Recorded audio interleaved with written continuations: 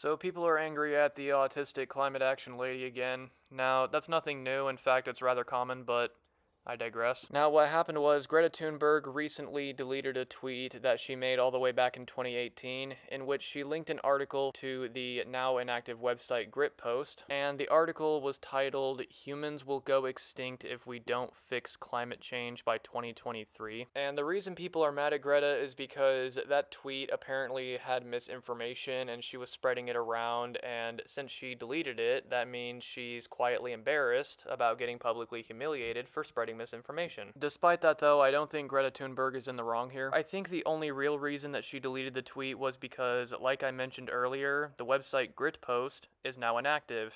It doesn't make sense to leave up a tweet that goes to a website that you can't actually access. But even though the website Gritpost is inactive, you can still actually access archived versions of the Gritpost article. And even though the title of the article and actually the first sentence of the Gritpost article make the claim that humanity is going to end by 2023, those are the only times when it does that. The rest of the article is essentially a summary of another article that was published in Forbes magazine, in which Harvard scientist James Anderson makes the claim that a metric shit ton of ice will be melted by 2023 if we don't stop using fossil fuels. Otherwise, it didn't make any claims that the world or humanity would be wiped out by 2023. So to reiterate, while it's completely fair to say that the Gritpost article does misrepresent some of the quotes in the Forbes article, and the Gritpost article does have a misleading title, it's not fair to say that Greta Thunberg deleted the tweet under the pretense that she was knowingly spreading misinformation and didn't want to be publicly humiliated for it. However, if you don't believe me and want to read both the articles for yourself, which that's completely understandable, I'll put both of them in the description. Oh yeah, there's one more thing I want to touch on as well. People are also annoyed because James Anderson's prediction of no more polar ice caps after 2022 or 2023, whichever it was wrong.